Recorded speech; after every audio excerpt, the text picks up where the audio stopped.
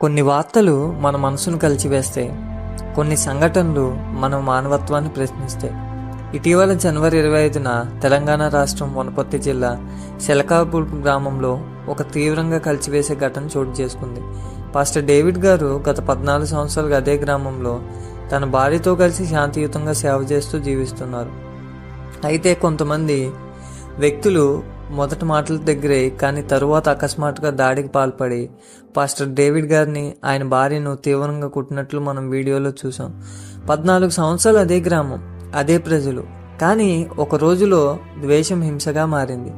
ఇది కేవలం ఒక పాస్టర్ మీద దాడి కాదు, ఒక కుటుంబంపై దాడి కాదు, మత స్వేచ్ఛపై దాడి, మన దేశపు విలువలపై దాడి. భారతదేశం ప్రతి పౌరునికి మత స్వేచ్ఛనిచ్చిన దేశం. మేము ద్వేషాన్ని పంచడం కోసం వీడియోని చేయట్లేదు, నిజాన్ని మాత్రమే చెప్తున్నాం. హింసను ఖండిద్దాం, బాధితుల కోసం ప్రార్థిద్దాం, న్యాయం కోసం గొంతెత్తుదాం. ఎందుకంటే మౌనం కూడా ఒక నేరంగా మారవచ్చు.